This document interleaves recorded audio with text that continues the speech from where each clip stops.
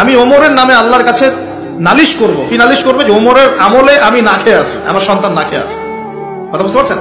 এই কথা শোনার সাথে সাথে ওমর রাদিয়াল্লাহু আনহুর মানে বুকে আল্লাহ পাকের ভয় চলে আসলো, হৃদয় প্রকম্পিত হলো। প্রকম্পিত হওয়ার পর তিনি নিজে চলে গেলেন মদিনায়, যেটাকে বলি আমরা বাইতুল মাল, মানে রাষ্ট্রীয় সম্পদ যেখানে থাকতো ওটাকে বাইতুল মাল বলা হতো। সেখান থেকে একটা আটার বস্তা নিজের কাঁধে উঠিয়েছেন, উঠিয়ে নিজে পায়ে হেঁটে ওই মহিলার বাসায় যাচ্ছেন।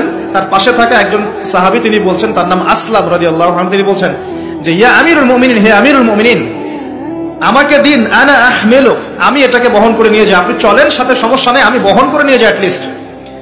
তখন ওমর রাদিয়াল্লাহু আনহু বলছেন, দিলের কান দিয়ে শোনেন কথাগুলো, ওমর রাদিয়াল্লাহু আনহু বলছেন, হাল আনতা তাহমিলু উযরি ইয়াউমাল কিয়ামাহ, তুমি কি কিয়ামতের মাঠে আমার পাপের বোঝা বহন করবে? সুবহানাল্লাহ, চিন্তা করে দেখেন। নিজের হাতে গেলেন, রান্না করে খাওয়ালেন, তারপরে বললেন আগামীকাল তুমি আমিরুল মুমিনিনের দরবারে এসো, সেখানে আমাকে পাবে। এই হলো ওমর রাদিয়াল্লাহু আনহুর খেলাফত।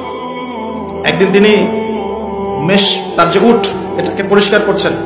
আলী রাদিয়াল্লাহু আনহু দেখে বলছেন, আমিরুল মুমিনিন, আপনি পরবর্তী জেনারেশনের জন্য অনেক কঠিন আদর্শ রেখে যাচ্ছেন, আপনি এত কাজ করছেন, তারপরে নিজের কাজও নিজে করছেন।